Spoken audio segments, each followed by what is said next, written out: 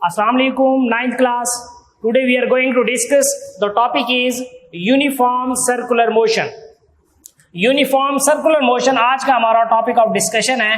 तो सबसे पहले हम सर्कुलर मोशन को डिफाइन करेंगे। What is circular motion? The motion of an object in a circular path is known as circular motion. कि किसी भी एक ऑब्जेक्ट या किसी भी एक बॉडी की जो मोशन है, अगर वो एक सर्कुलर ट्रैक में है, सर्कुलर पाथ में है, तो उसकी मोशन सर्कुलर मोशन कहलाएगी। इसकी एग्जांपल्स यहां पर हम एक्सप्लेन करते हैं। दो एग्जांपल्स यहां पर हैं। एक हमारे पास है कि एक हमारे पास स्टोन है, पत्थर, उसको हमने एक लाइट स्ट्रिंग के साथ क्या करना है, टाई करना है। एक स्ट्रिंग रस्सी लेकर उसके एक एंड के ऊपर एक स्टोन पत्थर को हमने टाई करना है और उसका जो दूसरा एंड है वो हम अपने हाथ में पकड़ेंगे। ये हमारे पास वो स्टोन है जिसको हमने एक लाइट स्ट्रिंग, ये हमारे पास स्ट्रिंग है, रस्सी, उसके साथ हमने बांध के यहां से हमने उसको होल्ड किया हुआ है। यहां से होल्ड करके हम उसको व्हील करवाएंगे, सर्कुलर पाथ में मूव करवाएंगे। तो ये जो उसका पाथ बनेगा जिसके अलांग वो जो हमारे पास स्टोन है जो रस्सी के साथ बांधा हुआ है, वो एक सर्कुलर पाथ में क्या करेगा, मूव करेगा, जिसकी मोशन क्या कहलाएगी, सर्कुलर मोशन। ये हमारे पास स्टोन है, पत्थर, सेंटर से हम उसको फोर्स प्रोवाइड करेंगे जिससे वो सर्कुलर पाथ में मूव करना स्टार्ट कर देगा, व्हील करना स्टार्ट कर देगा इस तरह से। तो वो उसका जो पाथ अडॉप्ट करेगा वो सर्कुलर पाथ होगा और उसकी जो मोशन होगी उस सर्कुलर पाथ के अलाउंग सर्कुलर मोशन कहलाएगी। इसी तरह से प्रैक्टिकल लाइफ में हमारे पास एग्जांपल्स और भी हैं कि motion of A moon around the earth. अब मून की अर्थ के अलोंग जो रिवॉल्वमेंट है ये भी सर्कुलर मोशन है। अर्थ के अलोंग जो मून रिवॉल्व करता है ये इसकी मोशन भी क्या कहलाएगी, सर्कुलर मोशन कहलाएगी। इसी तरह से हमारे पास टॉय ट्रेन होती है, ठीक है, डिफरेंट किस्म के टॉयज होते हैं जो कि सर्कुलर पाथ में मूव करते हैं। इसी तरह से एथलीट जो है सर्कुलर पाथ में क्या करते हैं, उनका कंपटीशन होता है, उसमें वो रिवॉल्व करते हैं, वो एक ट्रैक होता है सर्कुलर में जिसमें वो रिवॉल्व करते हैं। ये भी हमारे पास एग्जांपल्स हो सकती हैं प्रैक्टिकल लाइफ से इसकी यूनिफॉर्म सर्कुलर मोशन की। यूनिफॉर्म सर्कुलर मोशन डिफाइन किया हमने और उसके बाद उसकी कुछ एग्जांपल्स एक्सप्लेन किए हैं। इसके बाद हमारे पास है सेंट्रीपिटल फोर्स। हाँ जी, सेंट्रीपिटल फोर्स क्या है, सबसे पहले हम इसको डिफाइन करेंगे। Centripetal force is a force that keeps a body to move in a circle. Centripetal force is a force that keeps a body to move in a circle. Centripetal force एक ऐसी force है जो किसी एक object को circular path में move करवाती है, उसे हम सेंट्रीपिटल फोर्स कहते हैं। एज नेम एक्सप्लेन, नेम से ही रिप्रेजेंट हो रहा है कि ये फोर्स सेंटर से लगेगी और उस ऑब्जेक्ट को सर्कुलर पाथ पे मूव करने पे मजबूर करेगी। इसकी एक्सप्लेनेशन हम देखते हैं। Consider a body tied at the end of a string moving with uniform speed in A circular path.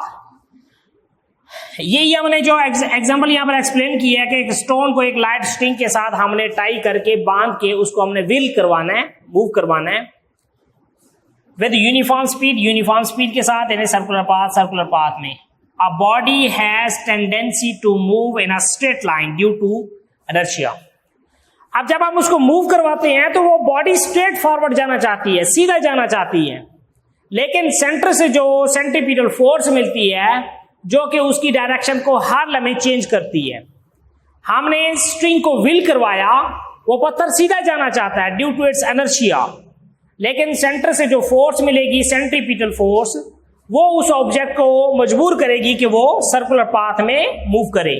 And then why does body move in a circle? जाना तो स्ट्रेट जाती है ड्यू टू इट्स इनर्शिया, लेकिन कौन सी ऐसी चीज थी जिसने उसको सर्कुलर पाथ में मूव करवाया? यहां पर देखिए, ये हमारे पास वो स्टोन है, हम इसको इस तरह से मूव करवा रहे हैं। अब ये स्ट्रेट फॉरवर्ड जाना चाहता है जो कि ये इसकी डायरेक्शन को रिप्रेजेंट कर रही है। टेंजेंट टू सर्कल, स्ट्रेट जाना चाहता है ये ऑब्जेक्ट, लेकिन सेंटर से सेंट्रीपिटल फोर्स मिल रही है Fc। सेंट्रीपिटल फोर्स को हम Fc के साथ रिप्रेजेंट करेंगे। सेंटर से सेंट्रीपिटल फोर्स इसको मिलेगी जो कि इस ऑब्जेक्ट की डायरेक्शन को क्या कर देगी, चेंज कर देगी, इस डायरेक्शन में मूव करवा देगी। अब सेंटर से सेंट्रीपिटल फोर्स मिली जो कि यहां पर ऑब्जेक्ट मूव करता हुआ डायरेक्शन उसकी चेंज हो गई इस तरह से सर्कुलर पाथ में, फिर वो ऑब्जेक्ट यहां पे आ गया। ठीक है, अब सेंटर से फिर फोर्स मिलेगी, सेंट्रीपिटल फोर्स उसको टुवर्ड्स इट्स सेंटर। जाना वो ऑब्जेक्ट स्ट्रेट चाहता है सीधा, लेकिन फिर सेंटर से फोर्स मिलेगी जो कि उस ऑब्जेक्ट को सर्कुलर पाथ में मूव करवाने पे मजबूर कर देगी इस डायरेक्शन में, जो कि ये डायरेक्शन बन रही है।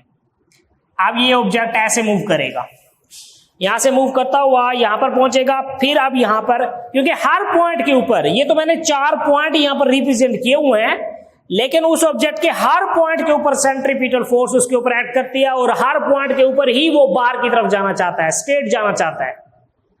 लेकिन सेंटर से जो फोर्स मिलती है वो उस ऑब्जेक्ट को मूव करवाती है सर्कुलर पाथ में।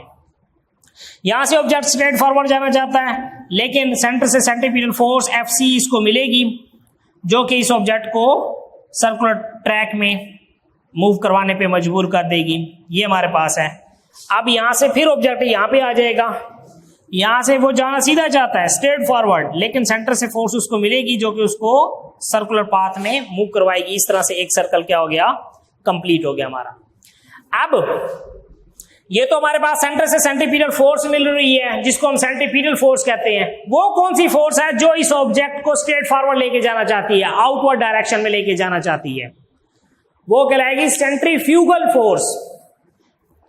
सेंटर से जो फोर्स लगेगी सेंट्रीपिटल, और जो बाहर की तरफ फोर्स लगेगी वो होगी centrifugal. Centripetal and centrifugal force ये एक दूसरे के अपोजिट डायरेक्शन में होती है।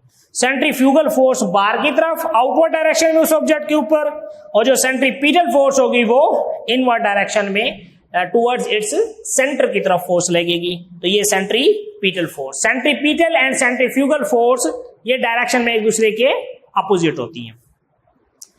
अब हम सेंट्रीफ्यूगल फोर्स की भी हमने डेफिनेशन इसकी कर ली यहां पर।